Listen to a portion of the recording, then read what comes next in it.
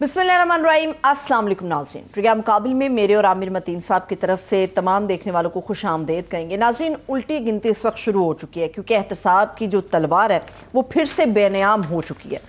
तमाम जितने भी बड़े सियासी किरदार हैं वो इस वक्त नैब के रिडार पर आ चुके हैं। मियां नवाज शरीफ साहब हों या फिर आसिफ अली जरदारी साहब हों, इन तमाम के खिलाफ जो मुकदमात हैं वो दोबारा से खुल चुके हैं। क्या इसके नताइज बरामद होंगे, इसके ऊपर तो बात हम करेंगे। मगर दूसरी तरफ नून लीग की अगर हम बात करें तो मियां शहबाज शरीफ साहब हों या मरियम नवाज साहिबा हों, उनकी लंदन वापसी के कभी इम्कानात हैं। तकरीबन चंद घंटों के बाद ये सूरत हाल बिल्कुल क्लियर हो जाएगी। मगर जो नवाज शरीफ साहब ने अपने वतन वापस आना था, उनकी वापसी का क्या बनेगा, इसके ऊपर हम बात करेंगे। और इसके साथ साथ कई सालों तक पाकिस्तान के बतौर वज़ीर ख़जाना काम करने वाले साहब हिसाब के बहुत ही ज़्यादा कच्चे निकले। उनके जितने भी गलत तखमीने थे वो पाकिस्तान के बजट को कितने महंगे पड़ेंगे, इसकी भी कुछ अहम तफसीलात हैं, वो भी आपके साथ हम शेयर करेंगे। नैब का जो ये खौफनाक किस्म के केसेस अब आ गए हैं कि वो केसेस खुल गए हैं। नैब ने खत लिख दिया है कि हमें इत्तलाई बताई जा रहे हैं और जो एहतसाब की जो तलवार अब बेनियाम हो गई है और जो मुकदमात सियासतदान ने खौफनाक फिगर्स हैं, 460 के करीब ये रेफरेंसेस हैं और 270 तहकीकात हैं, 456 इंक्वायरीज हैं और 623 शिकायत की तहकीकात जो हैं दोबारा शुरू हो गई हैं। और इसमें बताया जा रहा है पीपल्स पार्टी की सबसे ज़्यादा हैं 99 और नून लीग की 62, तहरीक इंसाफ के भी कोई 47 अफराद जो हैं उनके खिलाफ जो हैं केसेस खुल रहे हैं। ये बड़ी इसमें बता दें, मैं आपको और भी बताती हूँ। इसमें आमिर साहब, नवाज शरीफ साहब पहला नाम, आसिफ अली जरदारी दूसरा बड़ा नाम, इनके गिर्द घेरा तंग होने जा रहा है। यूसुफ रजा गिलानी साहब है, उनका केस भी खुल रहा है। राजा परवेज अशरफ साहब का भी खुल रहा है। शौकत अजीज साहब का भी खुल रहा है। चलिए, साबिक वज़ीर आज़म शहबाज शरीफ साहब, उनका भी केस दोबारा से खुल रहा है। चौधरी शुजात हुसैन भी शामिल हैं, हामिद नासिर चट्टा साहब शामिल हैं। 7 साबिक वज़राए आज़म हैं और 14 वज़राए आला हैं जिनके खिलाफ केसेस दोबारा से खुल रहे हैं। सलमान शहबाज का नाम भी शामिल है और नुसरत शहबाज साहिबा का केस भी दोबारा से खुल रहा है। ये सारे के सारे ये तो हम चाहेंगे कि जब भी हम कोशिश कर रहे हैं कि सीनियर वकला से इसके ऊपर करेंगे, इसकी अब कानूनी सिचुएशन क्या है। उस्मान बुज़दार का भी खुल रहा है। उस्मान बुज़दार साहब का तो खुल के बंद हो जाना है। अच्छा किया याद करा रही है, किसी को याद भी है कि इस पाकिस्तान के अंदर 4 साल के लिए एक पंजाब 56% पाकिस्तान की पॉपुलेशन का सबसे बड़ा सूबा आबादी के लिहाज से और ताकत का महवर उसका चीफ मिनिस्टर उस्मान बुज़दार होता था, वो गायब है, नजर ही नहीं आ रहे। दरमियान में एक आदमी प्रेस कॉन्फ्रेंस की थी जिसमें उन्होंने इमरान खान की तमाम उम्मीदों के ऊपर उन्होंने कहा जी बहुत हम तो समझाते थे उनको कि ये ना करें, तो उनको इस तरह की गंदी बातें नहीं करनी चाहिए थी, ये क्या कि वो गायब है। सो लिहाजा उनका इतना नहीं है, तो उनका नहीं है क्योंकि नैब बहरहाल कोई ये नहीं है कि नहा धो के बिल्कुल साफ हो गई है। हर दौर में नैब के अंदर कम ज़्यादा होता रहता है, मगर ये पॉलिटिकल जो है ना उसके अंदर केस, तो ये एक इम्तिहान है नैब का भी कि मौजूदा हालात में किस तरफ जो है नैब जाएगी। क्योंकि ये थ्रू आउट कमरुज़्ज़मान चौधरी से ले गए ऑनवर्ड्स कि जिस तरीके से वो मर्ज़ी के केसेस खुलते थे बनते थे, उसके बाद जो है जावेद इकबाल साहब के दौर में भी ऐसा होता रहा। अब जो है मर्ज़ी का जो एक जनरल साहब लाए गए हैं, तो पहले तो वो नवाज शरीफ साहब के उसमें थे, मगर अब क्योंकि वो ताकत में नहीं रही और वो क्योंकि रिटायर्ड जनरल भी हैं, तो देखना ये है कि ये नैब केसेस सिर्फ केसेस बुला रही है। इनको ये 2 ऑप्शन है ना, एक ये है कि एक लॉन्ड्री लगा दी जाए कि इसी बहाने ये ख़तरनाक होने की बजाय ये एक किस्म का तोहफा भी तो हो सकता है ना कि ये केसेस बजाय इसके कि लटके रहें, तो ये जो नैब की तरामीम को जो उड़ा दिया है सुप्रीम कोर्ट ने, तो ये उसके बाद दोबारा खुल तो गए हैं, मगर खोलने के बाद इनको अगर उड़ा दिया जाए, जिस तरह के आपको याद है पीपल्स पार्टी के दौर में उन्होंने वो कर सकते थे कि वो उनको जो एमनेस्टी मिली हुई थी और जो एनआरओ मिला था, उनका जी हमने एनआरओ नहीं लेना, जो अक्लमंद लोग थे उनको पता था हमारी गवर्नमेंट है, हमारी नैब है, हमारी तफ्तीशी अफसर हैं और हमारे ही जो है प्रोसिक्यूशन है, तो उन्होंने किसी की फ़ाइल गायब हो गई, किसी की फ़ाइल जल गई और उन्होंने विक्ट्री के निशान बनाए। देखिए हमारे खिलाफ तो साबित चलिए मैं ज़रा शामिल कर लेते हैं लीगल एक्सपर्ट, एक राय भी हमारे साथ शामिल होनी चाहिए। साबिक अटॉर्नी जनरल इरफान कादिर साहब ने हमें ज्वाइन किया, सर बेहद शुक्रिया। इनके हमरा माहिर कानून है शाह खावर साहब, उन्होंने भी हम ज्वाइन किया, सर आपके भी वक्त का बेहद शुक्रिया। شکریہ. جی میں پہلے عرفان قادر صاحب سے شروع کرتا ہوں. بہت شکریہ سر، آپ نے ہمیں ٹائم دیا. یہ نیب کے اب کیسز، کیونکہ نیب کی ترامیم جو قانون بنایا گیا تھا اس کو سپریم کورٹ نے رد کر دیا، تو ایک سچویشن ایک نئی آ گئی ہے کہ یہ تمام کیسز، ایک لمبی لسٹ ہے جو کھل گئے ہیں، مگر یہ جڑے ہوئے ہیں اس کیس کے ساتھ جس کو قانون کا جو رد کیا گیا ہے. یہ بتائیے گا ابھی کیا امکان ہے، کیونکہ یہ پروسیجر اور پریکٹسز کا جو قانون ہے اس کے اوپر بھی ایک تفصیل جاری ہے، تو اگر یہ اس کو بحال قانون کو کیا جاتا ہے تو یہ نیب کی ترامیم کا جو کیس جو کہ رد کر دیا سپریم کورٹ نے، اس کے دوبارہ ریویو یا اپیل میں جانے کا اور اس کے اوپر کیا اثرات ہونے کا امکان ہے؟ یہ فیصلہ سیٹ اسائڈ ہو جائے گا. نیب کا جو کیا ہے یہ پچھلے چیف جسٹس نے اپنی مرضی کا بینچ بنا کے، یہ بڑی جلدی سیٹ اسائڈ ہوگا، کیونکہ اس میں کوئی انکانسٹیٹیوشنل چیز اس قانون میں نہیں تھی، اور ایک ایفرٹ کر کے، اور یہی قانون پی ٹی آئی کے دور میں بھی بنا تھا، کئی دفعہ بنا تھا، اور ایفرٹ کر کے 54-55 ہیئرنگز میں زبردستی اس کو انہوں نے غیر آئینی قرار دے دیا ہے، اور ساری ریزننگ جو ہے وہ ڈیفیشنٹ ہے اور کمزور ریزننگ ہے، ویک ریزننگ ہے، بلکہ ریزننگ ہی نہیں ہے صحیح. تو میں نہیں سمجھتا کہ یہ ود اسٹینڈ کرے گا جوڈیشل اسکروٹنی، کیونکہ جب یہ معاملہ ریویو میں آئے گا تو یہ ختم ہو جائے گا. بڑا ظلم کیا ہے انہوں نے، لوگ جو کہ کئی سالوں سے بیچارے غلط کیسوں میں پھنسے ہوئے تھے، ان کے پھر کیسز کھولنے کی کوشش کی ہے یہ پچھلے جو چیف جسٹس ہیں انہوں نے. تو اس سے بہرکیف یہ سیٹ اسائڈ ہو جائے گا. جی شاہ خاور صاحب، میں آپ کا بھی opinion چاہوں گا، کیونکہ یہ نیب کی ترامیم کا جو کو رد کیا گیا ہے اس کے پیچھے بھی جو بنیادی آرگومنٹ تھا، اور جو کہ جسٹس منصور علی شاہ نے جس پہ اختلاف کیا کہ جناب یہ ایک پارلیمنٹ کا بنایا ہوا قانون ہے، ہم اس میں ہاتھ ڈال ہی نہیں سکتے، اور یہی امنگ ادر تھنگز ایک بہت بڑی گراؤنڈ ہے پروسیجر اینڈ پریکٹسز کا بھی جو قانون ہے اس کے پیچھے بھی جو باقی بھی سوال ہیں. سب سے بڑا یہ سوال بھی ہے کہ کیا پارلیمنٹ کا بنایا ہوا قانون جو ہے عدالت کو یہ اختیار ہے کہ اس کو تبدیل کریں نہ کریں، اور کیا اس کے اندر کسی آئینی شک کی جو ہے خلاف ورزی کی گئی ہے کہ نہیں کی گئی، آپ کیا کہیں گے؟ دیکھیں عامر صاحب، بات یہ ہے کہ پارلیمنٹ جو ہے وہ بالکل ایک ادارہ ہے جس کا کام قانون سازی کرنا ہے، جو موجودہ قوانین ہے ان میں ترامیم کرنی ہے، ایون وہ آئین میں بھی ترمیم کرنے کا مجاز ہے جو ایک طریقہ کار بھی ہے. تو نارملی جو قانون چیلنج ہوتے ہیں جو کہ پارلیمنٹ نے بنائے ہوئے ہیں، وہ آرٹیکل 8 ہے آئین پاکستان کا، وہ یہ کہتا ہے کہ کوئی بھی قانون جو کہ آئین میں دیے گئے لوگوں کے بنیادی حقوق سے متصادم ہوگا تو اس کو جو ہے وہ منسوخ کیا جا سکتا ہے، اور منسوخ اس کو اعلیٰ عدلیہ ہی کرتی. تو اب دیکھنا یہ ہے کہ اب چونکہ یہ 2-1 کی اکثریت سے یہ فیصلہ آ چکا ہے، لیکن اس میں ایک چیز بڑی امپورٹنٹ ہے کہ ایک پارلیمنٹ ایک پورا اس کے دونوں ہاؤسز جو ہے وہ ایک بل پاس کرتے ہیں، پھر پریزیڈنٹ اس کی اسینٹ کرتے ہیں یا نہیں کرتے. ابھی وہ بل جو ہے وہ قانون کا درجہ ابھی نہیں ملا، نوٹیفائی نہیں ہوا، تو اس کی پہلے ہی اس کو معطل کر دیا گیا تھا. اب بات یہ ہے کہ اگر آپ نے کسی کو قانون کو دیکھنا ہے یا اس کے شکوں کو دیکھنا ہے کہ وہ آئین میں دیے گئے بنیادی حقوق سے متصادم ہے، تو ایک صائب رائے یہ تھی کہ اس پہ فل کورٹ تشکیل دے دیا جائے. جیسے آپ نے دیکھا ہوگا کہ جسٹس منصور علی شاہ جس نے اقلیتی فیصلہ دیا ہے، ڈیسنٹ کیا ہے، انہوں نے اپنے باقاعدہ سماعت کے دوران ایک نوٹ لکھا تھا چیف جسٹس کو، جس میں انہوں نے ان سے یہ سفارش کی تھی کہ یہ کیونکہ بہت اہم نوعیت کا مقدمہ ہے، اس میں پارلیمنٹ کے جو اختیارات ہیں ان کا جو ہے وہ کوشچن انوالو ہے، تو اس پہ ایک فل کورٹ بینچ بنا دیں یا کم از کم بڑا بینچ بنا دیں. وہ نہیں بنایا گیا. لیکن بہرحال اب یہ قانون چونکہ بن چکا ہے، اب اس پہ عمل درآمد ہونا بھی آئینی ذمہ داری ہے. لیکن ایک بات ضرور ہے کہ اگر وہ پریکٹس اینڈ پروسیجر ایکٹ کو اگر ہم ابھی نہ بھی دیکھیں تو کم از کم اس میں میرا خیال ہے کہ جو اس میں متاثرہ فریق ہیں اس ججمنٹ سے، وہ اس پہ ضرور نظر ثانی کی درخواستیں جو ہے وہ فائل کریں گے. اور اگر وہ نظر ثانی کی ریویو کی پٹیشن فائل کرتے ہیں تو اس میں ہو سکتا ہے کہ وہ 3 رکنی سے زیادہ 5 یا 7 رکنی بینچ جو ہے وہ ایسی نظر ثانی کی درخواستیں سن سکتا ہے. اور وہ پھر اس پہ نظر ثانی بھی کر سکتا ہے. جی عرفان قادر صاحب، جو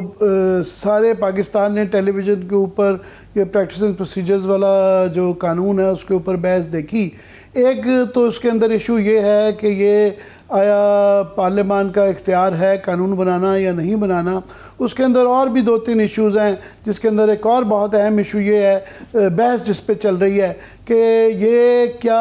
184(3) کے تحت جو اپیل کا رائٹ ہے جو اس قانون کے اندر دیا گیا ہے، کیا اس کے لیے آئینی ترمیم چاہیے یا یہ جس طریقے سے قانون کے ذریعے تبدیل کر دیا گیا ہے تو اس سے ہی ہوئے گا؟ آپ کیا دیکھتے ہیں کہ یہ اس کا کیا امکان ہے کہ یا یہ پورا قانون جو رد ہو جائے گا یا بحال ہو جائے گا، یا جزوی طور پہ اس کی کچھ چیزیں رکھ لی جائیں گی اور کچھ جزوی چیزیں اس کی جو ہے رد کر دی جائیں گی؟ دیکھیں جی، پریکٹس اینڈ پروسیجر جو ہے نا وہ ساری قوم نے دیکھ لیا ہے. اس میں سب سے پہلی بات تو یہ ہے کہ کیا چیز تھی جو کہ کئی انکانسٹیٹیوشنل اس قانون میں تھی، اس کی کون سی شک تھی جو آئین کے کسی بھی پروویژن سے متصادم تھی. تو ایسی کوئی بھی نہیں تھی. اور وہ چیف جسٹس جو ہے وہ پوچھ کے تھک گئے تھے وکلا کو کہ یار بتاؤ اس میں کیا چیز آئینی ہے، اور پھر وہ پوچھ رہے تھے کہ بتاؤ اس میں آپ کا کون سا فنڈامنٹل رائٹ جو امپیکٹ ہوا ہے جس میں کوئی پبلک امپورٹنس کا معاملہ آتا ہے. وہ اخیر تک کوئی جواب نہیں دے سکا، اور بڑے انڈائریکٹ جواب دیے کچھ ججز نے، جو کہ وہی ججز تھے جنہوں نے اس کو سسپینڈ کیا تھا اور غلط سسپینڈ کیا تھا. اور وہ غالباً اپنی اس غلط آرڈر کو خام خواہ ڈیفینڈ کرنے کی کوشش کر رہے تھے، اور اس سے قوم کے سامنے جو لیول آف ریزننگ انہوں نے دی وہ اتنی کمزور تھی کہ میں سمجھتا ہوں کہ یہ پریکٹس اینڈ پروسیجر ایکٹ جو ہے یہ کسی طرح سے بھی نہیں کہا جا سکتا کہ انکروچمنٹ ہے سپریم کورٹ کے اندر پارلیمنٹ کی ڈومین کی. اس میں سب سے سمپل بات یہ ہے، عامر متین صاحب آپ مجھے بتائیے کہ ایک جج فرد واحد جو ہے وہ اپنی مرضی سے 184(3) کی پروسیڈنگز اپنی مرضی کے بینچز بنا کے چلاتا ہے، اور پارلیمان کوئی طاقت سپریم کورٹ کے 3 ججز کو دے دیتی ہے. اس میں انکروچمنٹ کیا ہے؟ اس میں قطعاً کوئی انکروچمنٹ نہیں ہے، اور خام خواہ اس کو کہا گیا انکروچمنٹ ہے. تو یہ بھی میرا خیال ہے کہ یہ قانون جو ہے یہ اسی طرح بحال رہے گا اور یہ قانون ختم نہیں ہوگا، اور یہ اچھا قانون ہے اور پارلیمان کی عزت کرنی چاہیے، کیونکہ ان دی ہائرارکی آف لاز جہاں پہ لکھا ہوا ہے نا کہ سبجیکٹ ٹو کانسٹیٹیوشن اینڈ لا، جو سپریم کورٹ کے رولز ہیں وہ تابع کیے گئے ہیں لا اور کانسٹیٹیوشن کے، اور لا کی ہائرارکی میں سب سے اوپر جو ہے وہ پارلیمان کا قانون آتا ہے. عرفان قادر صاحب، آپ تو بہت سینئر وکیل ہیں، تو ہم غریب صحافی ہیں، تو آپ تو ہمیشہ دلیرانہ آپ نے عدالت کے اندر بھی بات کی ہے، ٹی وی پہ بھی کی ہے، تو بہرحال وہ ہم یہ ججز حضرات کے متعلق بات کرتے ہوئے زیادہ محتاط ہوتے ہیں. دیکھیں میں محتاط کی بات نہیں، اب منصور علی شاہ ہیں، انہوں نے بہت کام کیا ہوا ہے جج بننے سے پہلے. بندیال صاحب نے اتنا کام نہیں کیا تھا، تو وہ نظر آ جاتا ہے نا. پھر اسی طرح سے اطہر من اللہ صاحب جو ان کی کلیئرٹی دیکھے، فائز عیسیٰ صاحب اب کام کر کے ان کی بھی وہ کلیئرٹی ہمیں نظر آتی ہے. باقی ججز جو ہیں وہ بہت سارے جو ہیں وہ بڑی کلیئر بات کر رہے ہیں، کچھ جو ہے ان کو بھی کانسیپٹس نہیں کلیئر. تو اس کا مطلب یہ نہیں ہے کہ میں کسی کی بد تعریفی کر رہا ہوں، بلکہ میں چاہتا ہوں کہ جہاں کلیئرٹی نہیں ہے ان کو بھی کلیئرٹی آئے. اور یہ بڑا موقع ہوتا ہے جب آپ سپریم کورٹ میں جاتے ہیں، ہائی کورٹ میں جاتے ہیں، سیکھنے کا. اس کا فائدہ اٹھانا چاہیے، اور ہر وقت انسان جو ہے وہ سیکھتا ہے، اور اپنے آپ کو بڑا ایگو کا مسئلہ نہیں بنانا چاہیے. وہ جو پچھلے چیف جسٹس ہیں بیچارے، وہ اچھے آدمی ہیں لیکن وہ ایگو کا مسئلہ بنا کے خام خواہ اپنے آپ کو کنٹروورشل کر کے چلے گئے. میں چاہوں گا شاہ خاور صاحب سے، شاہ صاحب، کہ میں جو اخذ کر رہا ہوں عرفان قادر صاحب وہ کہہ رہے ہیں کہ پورا کا پورا قانون ہی جو ہے بحال ہوگا اور اس کی کوئی شک نہیں ہے. 2 چیزوں میں آپ کا اسپیسیفک رسپانس چاہتا ہوں. ایک تو یہ کہ یہ کیا 84(3) کے تحت جو اپیل، ریویژن اور اپیل کے درمیان تفریق کی جا رہی ہے کہ ایک حق آئینی آئینی ترمیم کے بغیر ہو سکتا ہے. 1 2 اس کا ریٹروسپیکٹو افیکٹ کا ایک بہت بڑا ایشو ہے. ایک تو ریٹروسپیکٹو یہ ہے کہ جی وہ جو اس قانون کے تحت ہے کہ 1 ٹائم کلوز ایک دی جائے گی 1 مہینے کے اندر, جو ماضی سے 50 سال کے اندر جو 184(3) کے ہوئے تو اس میں سے عدالت فیصلہ کرے گی کہ کون کون سے جو ہیں ان کو دوبارہ دیکھا جا سکے. 2 جو جب یہ قانون بنا اور اب کے اور تب کے درمیان میں جو طارق مسعود صاحب نے جج صاحب نے یہ کہا کہ ان کا جو ہے کیا وہ پاسٹ اینڈ کلوزڈ ٹرانزیکشنز ہیں جس طرح کے اٹارنی جنرل صاحب نے کہا. ان 2 چیزوں پہ میں چاہ رہا ہوں اسپیسیفک آپ کا اوپینین. جی عامر صاحب بات یہ ہے آرٹیکل 184(3) جو ہے جو سو موٹو جورسڈکشن جس کو کہتے ہیں اس کے بارے میں دیکھیں ایک بہت زیادہ اس پہ بحث ہوتی رہی اور اس چیز کی ضرورت محسوس ہوتی رہی اور اس مطالبہ بھی آتا رہا کہ 184(3) کی جو پروسیڈنگز ہوتی ہے وہ پہلی اور آخری پروسیڈنگز ہوتی ہے. اگر کوئی بھی کورٹ سپریم کورٹ اس میں اگر از خود نوٹس لے لے کسی کیس میں تو وہ خود ہی ٹرائل کورٹ ہے اور خود ہی فائنل کورٹ آف لا ہے, تو اس کے اوپر کوئی رائٹ آف اپیل نہیں تھا. ہاں اس پہ ایک ریویو جو ہے وہ تو ہر سپریم کورٹ کی ججمنٹ کے اگینسٹ جو ہے وہ فائل کیا جا سکتا ہے, لیکن اس کا سکوپ بڑا محدود ہوتا ہے. ریویو جو ہے وہ صرف اس چیز کو دیکھتا ہے, وہ پوری کیس کو دوبارہ اوپن نہیں کرتا. اس میں وہ سپریم کورٹ یہ تقاضا کرتی ہے کہ آپ نے پوائنٹ آؤٹ کرنا ہے کہ اس ججمنٹ میں کون سا قانونی آئینی سکم ہے جس کو دور کرنا ضروری ہے. تو اس لیے اس کی ضرورت تو اپنی جگہ پہ موجود ہے اور تھی بھی. اور ابھی یہ پریکٹس اینڈ پروسیجر ایکٹ میں جو جس کو معطل کیا گیا اس کی آپ نے دیکھا ہوگا کہ اس دن جسٹس فائز عیسیٰ نے جو بینچ بنایا تھا اس میں انہوں نے اس کی معطلی بینچز بنانے کے اس پہ تو حکم امتناعی انہوں نے ختم کر دیا تھا, کیونکہ انہوں نے جو 15 رکنی بینچ بھی بنایا تھا اور اس کے بعد بھی جو ابھی روسٹر آف سٹنگ جو ایشو ہوا ہے اس ہفتے کا وہ انہوں نے اپنے 2 سینئر موسٹ ججز سے مشاورت کے تحت بنایا. اب دیکھنا یہ ہے کہ ایک اچھی بات جو پہلے بھی اس کی ضرورت محسوس ہو رہی تھی اور میں سمجھتا ہوں کہ بڑی اچھی بات وہ یہ ہے کہ اس پہ جو اس وقت فل کورٹ ہے 15 ججز کی اس پر مشتمل وہ اس کیس کو دیکھ رہے ہیں. اور میں سمجھتا ہوں کہ وہ آئین اور قانون کی روشنی میں بالکل ایک اچھی وہ آئین اور قانون کی وضاحت سامنے آئے گی کہ آئدر جو ابھی آپ نے کوشچن کیا کہ وہ جو رائٹ آف اپیل ہے وہ کیا وہ قانون جو ہے وہ ایکٹ آف پارلیمنٹ کے تحت دیا جا سکتا ہے یا وہ ایک سبسٹینشل امینڈمنٹ ہوگی جس کے تحت آئین میں ترمیم ہونا ضروری ہے.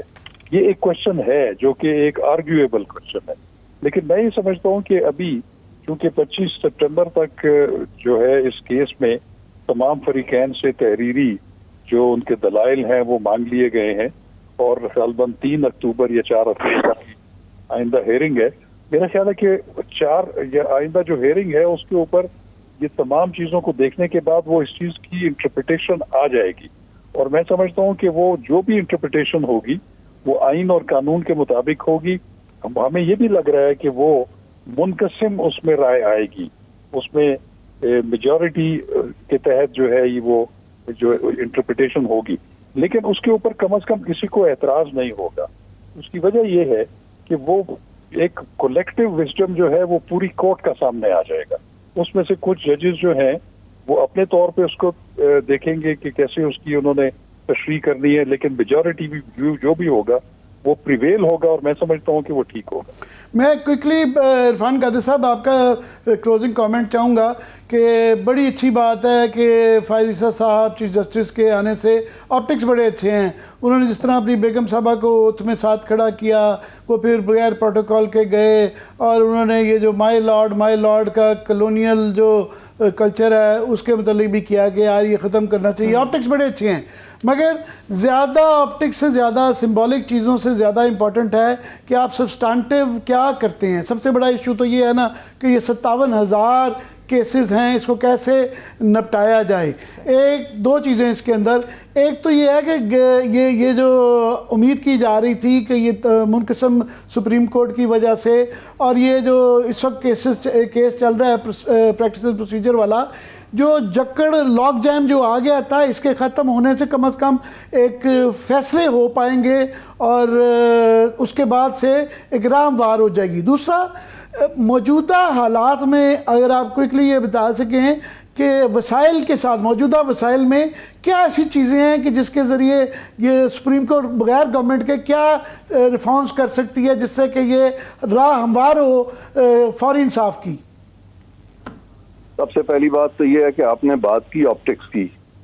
تو جب کوئی جینوئنلی کوئی سیلف افیسمنٹ کرتا ہے یا جینوئنلی اپنے آپ کو ایک عام انسان ظاہر کرتا ہے، وہ آپٹکس نہیں ہوتے، بلکہ وہ اس کی ایک نیک نیتی ہوتی ہے جس کو ہمیں سمجھنا چاہیے۔ آپٹکس وہ ہوتے ہیں جہاں 50 ڈالے آپ کے پیچھے آ رہے ہوں اور آپ وہ ڈالوں کے بغیر آپ چل نہ سکیں اور آگے پیچھے ٹاں ٹاں ٹاں کرتے سائرنز بج رہے ہوں۔ آپٹکس دونوں ہوتے ہیں، وہ بیڈ آپٹکس ہیں، یہ میں کہہ رہا تھا گڈ آپٹکس ہیں۔ دس از ناٹ آپٹکس کیونکہ آپٹکس تب ہوتے ہیں اگر سڈن تبدیلی آتی۔ میں نے پچھلے کچھ تقریباً چند سالوں سے میں آبزرو کر رہا ہوں ان کو، یہ جسٹس فائز عیسیٰ صاحب کو، یہ وہاں میں بھی چونکہ ابھی پیچھے تھا سرکار میں، تو یہ تو وہاں پیدل آ جایا کرتے تھے سپریم کورٹ میں، اور خالی انہوں نے سمپل وہ پتلون پہنی ہوتی تھی، قمیض پتلون پہنی ہوتی تھی، اور وہ پیدل سپریم کورٹ میں آ رہے ہوتے تھے اور بہت ساری چیزیں یہ کرتے تھے بالکل سمپل، جو کہ کرنی چاہیے، ججز کو اسی طرح ہونا چاہیے۔ پرانے ججز میں جانتا ہوں ایسے ہی ہوا کرتے تھے، ہمارے ساتھ بیٹھ کے ایبٹ روڈ پہ مرغ چھولے بھی کھاتے تھے تو کسی کو پتہ نہیں ہوتا تھا کہ آگے یہاں بیٹھے ہوئے ہیں۔ تو یہ طریقہ ہوتا تھا، بیکاز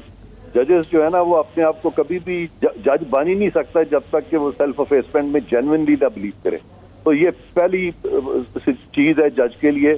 اس کی عاجزی، انکساری، اور جینوئنلی سمجھے کہ میں ڈیپ ڈاؤن ایک بڑا معمولی آدمی ہوں، تو وہی جج بننے کے قابل ہوتا ہے۔ تو یہ اچھی چیز ہے، انہوں نے جو بہت ساری سادگی جو انہوں نے دیکھنے کو ملی ہے، میں سمجھتا ہوں یہ بہت اچھا ہے۔ اب آپ کی دوسری بات آ رہی ہے کہ جی وہ کیا کر سکتے ہیں، یہ تو ٹھیک ہے، انہوں نے ذاتی طور پہ تو ان کی کوشش بہت اچھی ہے، لیکن کیا سپریم کورٹ جو ہے اس میں تبدیلی آئے گی، بیک لاگ کم ہوگا، اس میں کیا کریں گے، اس پہ بڑا میمت ٹاسک ہے جو کرنا ہے۔ پھر جو جوڈیشل کمیشن آف پاکستان ہے، ان کو یہ ساری اپوائنٹمنٹ مجھے قادر صاحب بہت شکریہ آپ کا، ہمیں جوائن کرنے کا، آپ کو تنگ کرتے رہیں گے۔ میں کوئکلی چاہوں گا شاہ خاور صاحب کے کلوزنگ کامنٹس دینا کہ شاہ صاحب یہ مدر آف آل کیسز تو 90 دن کا الیکشن ہے، وہ جسٹس بندیال صاحب فیصلہ دے گئے مگر وہ امپلیمنٹ نہیں کروا پائے، تو یہ جب یہ جو اصولوں کی بنیاد پہ وہ رکا ہوا تھا بینچز کے حوالے سے فل کورٹ نہ ہونے کے، تو کیا جو صدر صاحب بھی اب لکھ چکے ہیں الیکشن کمیشن کو کہ پھر عدالت سے پوچھ لیا جائے، تو کیا اس فیصلے کی امپلیمنٹیشن کا نئی supreme court under the guidance of justice فائز عیسیٰ یہ فیصلہ ہو پائے گا کہ سب سے بڑا مسئلہ تو اس وقت 90 دن کے الیکشن کا ہے؟ جی عمر صاحب، وہ تو ایک پٹیشن جو ہے وہ آئی ہوئی ہے، پاکستان بار کونسل میں بھی فائل کی ہوئی ہے 90 دن کے الیکشن کے حوالے سے، لیکن دوسرا یہ ہے کہ جو آپ جس مقدمے کی بات کر رہے ہیں وہ 14 مئی کا جو الیکشن کی ڈیٹ تھی سپریم کورٹ آف پاکستان میں، اور انہوں نے الیکشن شیڈیول بھی نافذ کر دیا تھا، انفارچونیٹلی وہ امپلیمنٹ نہیں ہو سکی۔ میں سمجھتا ہوں کہ ٹھیک ہے، اس سے کچھ اصول تو وضع کیے جا سکتے ہیں، لیکن وہ جو پٹیشن تھی، ان کا جو آرڈر تھا 14 مئی کو الیکشن کروانے، وہ تو پریکٹیکلی غیر مؤثر ہو چکا ہے۔ اور اب اگر جو پٹیشن آئے گی اس میں ایک چیز ضرور دیکھی جائے گی کہ کیا آرٹیکل 224 میں جو 90 دن کا ذکر ہے، اسمبلیاں اگر ڈیزالو کرتے ہیں پرائم منسٹر کے ایڈوائز پہ پریزیڈنٹ، وہ تو اپنی جگہ پہ موجود ہے، لیکن یہ بھی دیکھنا پڑے گا کہ آرٹیکل 51 سب آرٹیکل 5 جو کہ مردم شماری جب نوٹیفائی ہو جاتی ہے، اس کے بعد جب حلقہ بندیاں نہیں ہونا ضروری ہیں، تو اس کو دیکھ کر اور اس کو بھی اور آرٹیکل 224 کو ملا کر پڑھنے سے کیا انٹرپریٹیشن آئے گی، یہ زیادہ امپورٹنٹ ہے میرا خیال۔ چلیے ابھی بریک لے لیتے ہیں۔ بہت شکریہ سر، تھینک سو مچ۔ شاہ خاور صاحب ہمارے ساتھ موجود تھے، عرفان قادری صاحب ہمارے ساتھ موجود تھے، آپ دونوں کے وقت کا بھی ہے شکریہ، ہمارے ساتھ رہیے۔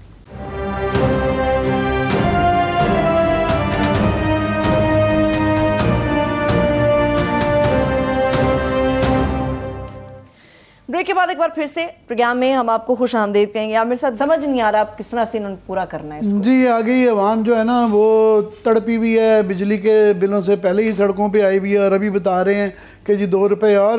پر یونٹ جو ہے اضافہ ہو سکتا ہے۔ پٹرول 326 پہ پہنچ گیا ہوا ہے، اور اس کے بعد گیس کا بتایا جا رہا ہے کہ 331 پہ پہنچ گیا فی لیٹر، اور گیس کا بتایا جا رہا ہے کہ اس کا بھی امکان ہے کہ وہ 50% تک اس کے بھی ریٹ بڑھا دیے جائیں گے۔ آج ہمارے بڑے ہی عزیز کولیگ اور دوست شہباز رانا صاحب نے اس سے بھی بڑا ایک بام پھوڑ دیا ہے کہ انہوں نے خبر دی ہے آج ایکسپریس ٹریبیون میں، انہوں نے کہا جی یہ 4.5 ارب ڈالر کا ایک بہت بڑا خلا آ گیا ہے ہمارے تخمینوں میں، اور اتنا بڑا خلا ہے کہ یہ آئی ایم ایف کے ساتھ جو ہماری ڈیل ہوئی ہے ایک سنجیدہ قسم کا رکھنا پڑ سکتا ہے، اور نومبر میں ہم نے جو ان کے ساتھ دوبارہ ری نیگوشیٹ کر کے اگلا ٹرانش لینا ہے، اس کی راہ میں یہ بڑی رکاوٹ ہو سکتی ہے۔ پہلے تو اس جو بم کا پھوڑنے کا شہباز سے لے لیتے ہیں کہ اس کی ذرا شہباز صاحب آپ نے اپنے نیندیں اڑا دی، ذرا تفصیلات بتائیں ہمیں۔ جی السلام علیکم، آپ دونوں کا بہت شکریہ۔ دیکھیے ہم تو اپنا عامر صاحب کام کرتے ہیں، وہ خواہ اگر ان کو شوق ہے اپنی نیندیں اڑانے کا لوگ وزارت خزانہ کو، تو ہم کیا کر سکتے ہیں، اور ہم انہی کی چیزیں رپورٹ کر رہے ہوتے ہیں۔ لیکن بیسکلی اس میں عامر متین صاحب مسئلہ یہ ہے کہ ہم ایک کام جو کہ جس کا نتیجہ بری طرح آپ کا ہوتا ہے، بہت ہی بری طریقے سے کسی کام کا نتیجہ نکلتا ہے، ہم وہی کام دوبارہ کرتے ہیں اور ہم ایکسپیکٹ کرتے ہیں کہ اس دفعہ اس کا نتیجہ مختلف نکلے گا۔ ایسا نہیں ہوتا۔ پاکستان کے بجٹ کا ہر سال یہ مسئلہ ہے کہ ان کے جو ایسٹیمیٹس ہوتے ہیں یہ ڈیلیبریٹلی اس کو ٹرو ریفلیکشن نہیں دیتے۔ یہ سمجھتے ہیں کہ ہم جو نمبرز اعداد و شمار پیش کر کے پارلیمنٹ سے اپروو کرواتے ہیں، انٹرنیشنل فائنینشیل انسٹیٹیوشنز کو ہم شیئر کرتے ہیں، تو وہ ہم ان سے وہ جو ڈنگ ٹپاؤ والی اپروچ ہے اس سے وہ کام چلا لیں گے۔ اب مسئلہ یہ ہوا ہے کہ یہ جب کیئر ٹیکر گورنمنٹ آئی ہے، انہوں نے آ کے جب وہ نمبرز دیکھے، دو خاص طور پر بڑے نمبرز، ایک تو جو پاکستان کو غیر ملکی قرضے چاہیے جو ان کا اپنا تخمینہ تقریباً 20 ارب ڈالر کا ہے، وہ انہوں نے مختلف ذرائع سے لینے تھے، وہ جو ذرائع تھے وہ بھی بجٹ کی کتابوں میں انہوں نے دیے ہوئے ہیں۔ اس میں تقریباً 6 ارب ڈالر انہوں نے رکھا ہوا تھا یورو بانڈز فلوٹ کرنے کے ذریعے، جس میں سے 1.5 ارب ڈالر اور 4.5 ارب ڈالر کمرشل بینکوں کا قرضہ تھا۔ تو اب انہوں نے جو اپنی انٹرنل ان کی اسیسمنٹس ہیں اس کے مطابق جو 4.5 ارب ڈالر کمرشل بینکوں سے قرضہ لینا ہے، ان کا خیال ہے کہ اس میں سے 2.9 ارب ڈالر نہیں آئے گا، اور 1.5 ارب ڈالر یورو بانڈ کا بھی بہت مشکل ہو سکتا ہے۔ کیوں ہو سکتا ہے کہ پاکستان کی جو کریڈٹ ریٹنگز ہیں، آپ کو پتہ S&P ہے، موڈیز اور جو فچ ہے، انہوں نے ہماری جو اس وقت ریٹنگ ہے یہ کلوز ٹو جنک ہے، جس کو بولتے ہیں، جس کے اوپر کوئی انویسٹر آپ کو قرضہ دینے کو تیار نہیں ہوتا۔ ایک وہ فیکٹر ہے۔ دوسرا، پوری دنیا میں اس وقت شرح سود جو ہے وہ بہت زیادہ تیزی سے بڑھ رہی ہے مہنگائی پہ قابو پانے کے لیے، تو جو آپ کو ریٹس آفر ہو سکتے ہیں یا آپ کو آفر کیے گئے وہ 11 سے 14%۔ تو ان دو وجوہات کی وجہ سے ان کا خیال ہے کہ یہاں سے پیسہ آنا مشکل ہے۔ تو ایک تو یہ چیز، اب جب یہ پرابلم آ جائے گا، آپ کو یاد ہے کہ جو پچھلا IMF کا پروگرام تھا وہ اس وجہ سے ناکام ہو گیا تھا کہ اب 2 ارب ڈالر کا قرضہ کا جو انتظام تھا وہ نہیں کر سکے تھے، تو اب 4.5 ارب ڈالر کا رفیع یہاں پہ گیپ آ گیا۔ یہ تو بہت زیادہ ہے شہباز، پہلے ہی ایک بہت زیادہ فکر مند اور بحث طلب بات یہ ہے کہ اگلا ٹرانش IMF نے یہ کمٹ کیا ہوا ہے کہ وہ نئی گورنمنٹ کو دیا جائے گا۔ تو پہلے یہ بحث ہے کہ اگر الیکشن آگے جاتے ہیں جس مرضی وجہ سے، مردم شماری بلا بلا بلا، تو اب یہ مزید اگر اتنا بڑا گیپ 4.5 بلین ڈالر بہت بڑا گیپ ہے، تو یہ پھر کتنا ان کے لیے سنجیدہ مسئلہ ہے؟ عامر صاحب تھوڑی سی میں کریکشن کر دوں، IMF نے یہ نہیں کہا کہ ہم جو اگلی ٹرانچ ہے وہ اگلی حکومت کو دیں گے، وہ کرے اگلا پروگرام جو ہے وہ نئی حکومت کے ساتھ، سوری اگلی حکومت کے ساتھ اگلی ٹرانچ تو آپ کی پاسبلی نومبر میں آ سکتی ہے یا دسمبر میں، اگر آپ ان کی جو ریکوائرمنٹس ہیں جو ہم نے خود سائن کی ہوئی ہیں IMF کے ساتھ وہ پوری کر لیتے ہیں، یہ مسئلہ حل ہو جاتا ہے۔ پھر بجٹ کے نمبرز آؤٹ ہو گئے ہیں، وہ حل ہو سکتا ہے، تو اس سے تو آپ کا وہ ہو سکتا ہے نومبر کے اندر جو ہماری نیگوشیشن ان کے ساتھ ہونی ہے، تو اتنا بڑا گیپ ہے۔ یہ اب یہ بھی بتاتے جائیں کہ یہ کیا ہمارے سے ملک یہ حالات خراب انٹرنیشنل ہو گئے کہ ہماری ملک کی حقیقت بے یقینی کی وجہ سے جو ہے ریٹنگ خراب ہو گئی، یا یہ ڈار صاحب کی نالائکی تھی، یا انہوں نے جان بوجھ کے، ان کا ایک ماضی رہا ہے فجنگ کرنے کا، کہ جان بوجھ کے یہ چھپائے گئے فیکٹس؟ دیکھیے میں اس کو فج تو نہیں کہوں گا، فج تو وہ ہوتا ہے کہ آپ کو ڈیلیبریٹ، مطلب ان اے وے فجنگ تو یہاں پہ نہیں ہوگا کہ نمبر 1 تھا اور اس کو 20 دکھا دیا، یہاں پہ انہوں نے غلط اعداد و شمار آپ ضرور کہہ سکتے ہیں۔ میں نے اس وقت عامر صاحب یہ جون کے اندر ایک خبر کی تھی کہ یہ جو ان کے شرح سود کے جو سود کی ادائیگیوں کے تخمینے لگا رہے ہیں یہ انڈر اسٹیٹ کر رہے ہیں، یہ 18% پہ کر رہے تھے جبکہ 22% کے اوپر اب جا کے تخمینہ کرنا پڑ رہا ہے۔ ریٹ ہے، اور آپ کی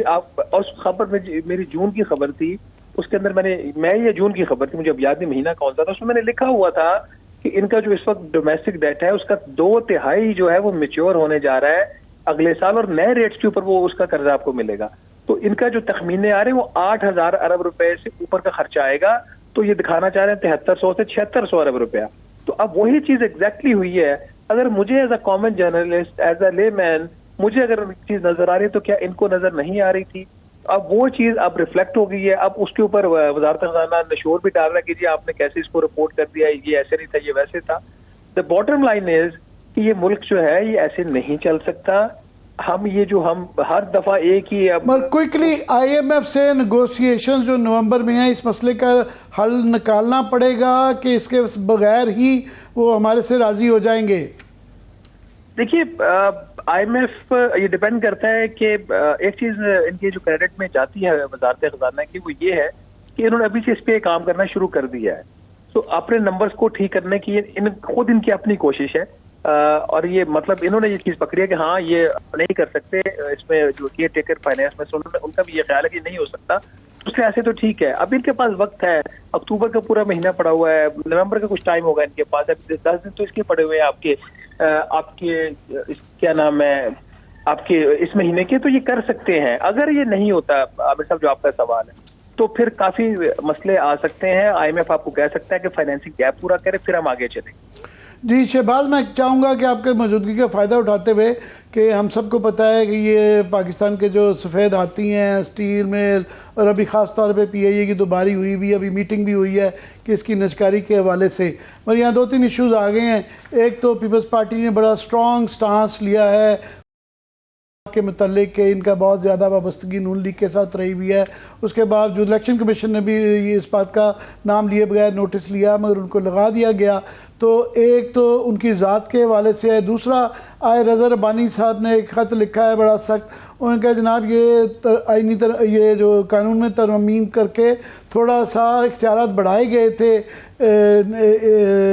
نگران گورنمنٹ کے, مگر وہ اتنے نہیں بڑھائے گئے کہ اتنے میجر قسم کے یہ فیصلے لے سکیں. کیا کہیں گے اس پہ؟ کیئر ٹیکر گورنمنٹ کا مطلب یہ نہیں ہوتا کہ کسی بندے کی کسی پارٹی کے ساتھ کوئی افیلیشن نہیں ہو سکتی. کیئر ٹیکر گورنمنٹ کا مطلب یہ ہوتا ہے کہ جو کیئر ٹیکر کابینہ کا حصہ ہے وہ اگلا جو انتخاب ہے وہ نہیں لڑ سکتا اور اگلی حکومت کا حصہ نہیں وہ بن سکتا. تو میں تو فرینکلی ان آبجیکشنز کو میں ویسے آپ سے تھوڑا سا ڈس ایگری کرتا ہوں کہ کیئر ٹیکر وہ ہوتا ہے جس کی کہ نون افیلیشن کسی پولیٹیکل پارٹی کے ساتھ نہ ہو. یہ اس کی ایک بنیادی میرا خیال کرائیٹیرین ہے. Political side and economic side کہ اتنا بڑے فیصلے جس پہ ہم سب ایگری کرتے ہیں کہ یہ پرائیویٹائزیشن ہونی ضروری ہے, تو یہ لیگل اینڈ اس کی جو پولیٹیکل ہچ ہے, ہاؤ سیریس از دیٹ؟ دیکھیے جو آپ کا سیکشن 230 ہے الیکشن ایکٹ کا جس میں ترمیم کر کے اس کے اندر یہ چیز ہے کہ جو آن گوئنگ آپ کے انیشیٹوز ہیں اس کو کیئر ٹیکر گورنمنٹ کمپلیٹ کر سکتی ہے. اس کے اندر یہ نہیں لکھا ہوا کہ آپ نئے انیشیٹوز لے سکتے ہیں. تو اگر فار ایگزامپل جو پی آئی اے ہے اس کو پرائیویٹائزیشن کی لسٹ پہ پچھلی پی ڈی ایم کی حکومت ڈال کے گئی تھی جس کا رضا ربانی صاحب حصہ تھے, تو وہ تو آن گوئنگ میں فال کرتا ہے. اسٹیل مل آن گوئنگ میں فال کرتی ہے. ہاں یہ کل جا کے کوئی نیا انیشیٹو شروع کر دیں وہ شاید یہ نہیں کر سکیں گے. I do not think it's a serious objection number 1. Number 2, اس طرح کی جو ٹرانزیکشن ہوتی ہیں وہ اوور نائٹ نہیں ہوتی ایکسیپٹ اس کیسز میں عامر متین صاحب جہاں پہ گورنمنٹ ٹو گورنمنٹ ٹرانزیکشن ہو وہ آپ پش کر سکتے ہیں. اگر آپ نے انٹرنیشنل کمپیٹیٹو پروسیس رن کرنا ہے تو 6 سے 8 ماہ کم از کم وقت لگتا ہے. یہ میں آپ کو بڑا ایک آئیڈیل ٹائم بتا رہا ہوں, وقت اس سے بھی زیادہ لگتا ہے. میرا یہ خیال ہے کہ پاکستان کی اکانومی کی جو حالات ہیں ہمیں اس بحث میں نہیں پڑنا چاہیے. میں خود ذاتی طور پر یہ سمجھتا ہوں کہ پاکستان اسٹیل ملز کو اور پی آئی اے کو بند کر دیں یا اس کو بیچ دیں. یہ اس کو 1 روپیہ بھی مزید پی آئی اے کو دینے کے میں حق میں بالکل نہیں ہوں. یہ ہر دفعہ یہ ایک سوچا کھڑا کر دیتے ہیں, یہ رونا روتے ہیں جی کہ ایئر لائن بند ہو جائے گی. تو کوئی بند ہونے دو نا, ایک کمپنی ہے نا, کمپنی بند ہو جائے گی تو کون سی قیامت آ جائے گی. اتنا پیسہ عامر متین صاحب اس کو پی آئی اے کو دے دیا گیا ہے کہ آپ ابھی بھی ان پروفیشنل یہ کمپنی رن ہو رہی ہے. جس طرح پاکستان کی اور بہت ساری کمپنیز ہیں وہ بند ہو جاتی ہیں, یہ بھی ہو جائے گی تو کیا ہو جائے گا. نوکریوں کی بات ہے, ٹھیک ہے لوگوں کی 15-20 ہزار لوگوں کی نوکریاں ہوں گی, تو یہ جو لاکھوں لوگ ٹیکسز دیتے ہیں ان کے ٹیکس کا پیسہ 20 ہزار لوگوں کی نوکری کے لیے تو ہم ضائع نہیں کر سکتے نا. تو میرا خیال یہ کافی زیادہ تماشا ہو گیا پی آئی اے والا, بھی یہ ختم ہو جانا چاہیے. میں کیونکہ آپ انرجی پہ بھی بڑا کام کرتے ہیں تو میں کوئکلی چاہوں گا کیونکہ پاکستان کا سب سے بڑا جو مسئلہ ہے لائف لائن جو ہے نا وہ یہ بجلی پٹرول اور گیس کے مسائل ہیں, اور لوگوں کے بالکل جو ہے نا گلے تک یہ چیز آ چکی ہوئی ہے. سڑکوں پہ لوگ آئے ہوئے بھی ہیں اور شاید خدا نخواستہ پھر دوبارہ نہ آ جائیں. تو یہ اس کا یہ بڑی اچھی بات ہے کہ یہ چھاپے مارے جا رہے ہیں لائن لاسز کے لیے اور چوری کرنے کے لیے، یہ بالکل یہ انتظامی تو مگر جو اس کے بڑے فیصلے ہیں جس پہ آپ بھی بڑی بات کرتے رہے ہیں کہ جس طرح آئی پی پیز کے ساتھ ری نیگوشیٹ کرنا، اور ابھی یہ جو کل پاور سیکٹری صاحب نے جو فگرز شیئر کیے ہیں کہ کوئلے کے ہم دھڑا دھڑ جو ہے شہباز شریف صاحب فیتے کاٹی جا رہے تھے، تختیاں لگائی جا رہے تھے، خاص طور پہ فارن فنڈڈ جو کوئلے کے وہ ہیں کہ ابھی 36,000 میگا واٹ بنا رہے ہیں اور 22-23 سے ہم کر نہیں پا رہے، اور اس کے جو فگرز تھے کہ 600 ارب روپے سے زیادہ جو ہیں کوئلے کے کیپیسٹی چارجز ہیں کہ ایل این جی پہ ہم تنقید تو کرتے ہیں اس کے، اس سے کوئی میرا 100 کچھ ارب روپیہ ہے، تو یہ لارجر ایشو اس کا حل کیا ہے؟ دیکھیے یہ جو معاہدے ہوئے تھے وہ ریاست پاکستان نے اپنے پورے ہوش و حواس میں کی، تو اگر انہوں نے 2013 میں غلط معاہدے کیے ہیں تو پھر جنہوں نے غلط معاہدے کیے ان کو پکڑا جائے، نمبر 1۔ نمبر 2، یہ سارے عامر متین صاحب پرائیویٹ ادارے نہیں ہیں یا پرائیویٹ پاور پلانٹس نہیں ہیں، یہ حکومت کی ملکیت ہیں۔ ساہیوال آپ کہہ سکتے ہیں وہ چائنیز کی میں آتا ہے، ایل این جی کے پاور پلانٹس حکومت کے ہیں، ہائیڈرو کے حکومت کے ہیں، اور بھی 1-2 حکومت کے، تو یہ ایشو بالکل اپنی جگہ پہ ہے، کیپیسٹی پیمنٹس کا ایشو بالکل اپنی جگہ پہ ہے، لیکن آئرونکلی اس کا حل یہ نہیں ہے کہ آپ بتیاں شام کو بجھا دیں، کیونکہ بتی بجھائیں گے تو پھر کیپیسٹی پیمنٹ دینی پڑے گی۔ آپ ایفیشینٹلی جو انرجی کی جو کنزمپشن ہے مینوفیکچرنگ سیکٹر میں اس سائڈ پہ اگر آپ بڑھائیں گے تو ملک کی بھی ترقی ہوگی، اور آپ ایک بجلی کا کارخانہ نہ چلا کے اس کو جو ادائیگی کریں گے وہ مسئلہ بھی حل ہو جائے گا۔ اس کا لانگ ٹرم جو سولوشن ہے کہ ان کے کچھ agreement, I agree with you, وہ ری نیگوشیٹ کرنا پڑیں گے، خاص طور پر جو اس کی ادائیگیاں ہیں، قرضے جو ہم نے لیے ہوئے ہیں پاور پلانٹس لگانے کے لیے، یہ کمپنیاں کمرشل بینکوں سے قرضہ لیتی ہیں اور وہ قرضہ جو ہے پھر عوام سے ٹیرفس کے ذریعے ریکور ہوتا ہے، وہ اس کی جو ری پیمنٹ ہے وہ 10 سال کی ہے۔ تو اگر کوئی پاور پلانٹ 25 سال کا ہے تو اس کی پھر ری پیمنٹ بھی 25 سال کے اوپر اسپریڈ ہونی چاہیے، وہ 10 سال کے اوپر نہیں ہونی چاہیے، اس کی وجہ سے بھی آپ کا ٹیرف بڑھتا ہے۔ جہاں تک یہ چوری والا معاملہ ہے، دیکھیے اگر یہ تو کے اندر اتنا بڑا ایکشن یہ لے لیا تو یہ پہلے کیا سوئے ہوئے تھے؟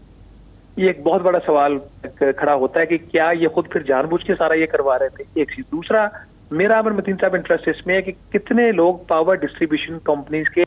نوکریوں سے نکالے گئے کیونکہ وہ چوری کروانے میں شامل تھے، میں اس نمبر میں زیادہ انٹرسٹڈ ہوں۔ باقی یہ جو کاروائیاں ہو رہی ہیں، اس طرح کی کاروائیاں آبا شیر علی صاحب کے ٹائم پہ بھی ہوتی تھی، اس سے پہلے بھی ہوتی تھی، اس کے بعد بھی ہوتی رہی اور آئندہ بھی ہوتی رہیں گی۔ یہ آئی واش نہ کریں، ایفرٹس ان کو اپریشیٹ ہم کرتے ہیں کہ یہ کر رہے ہیں، میں اس وقت تک اس چیز کو سیریس نہیں لوں گا جب تک وہ لوگ ان کے اپنے جو اس میں شامل ہیں وہ اور ان کو نوکریوں سے نہیں نکالا جاتا، کیونکہ یہ پیسہ ہم دے رہے ہیں، آپ ان کی چوری۔ چلیے بہت شکریہ۔ میں بس اس میں لاسٹ چیز بہت شکریہ شہباز، بس لاسٹ ایک لائن ایڈ کر دوں گا کہ بالکل ریاست نے ہوش و حواس میں یہ کیا، مگر ریاست کے وہ نمائندے جنہوں نے یہ کیا وہ انہوں نے یہ کیا، تو یہ سارے باہوش و حواس جان بوجھ کے اس کے پیچھے صرف کوتاہی نہیں تھی، کرپشن بھی شامل تھی، اور کافی سارے وہ لوگ اس وقت بھی ریاست اور گورنمنٹ کا حصہ ہیں، ان سے جان چھڑا لینی چاہیے۔ بہت شکریہ، تھینکس سو مچ۔ مجھے اجازت دیجیے، اپنا خیال رکھیے، خدا حافظ۔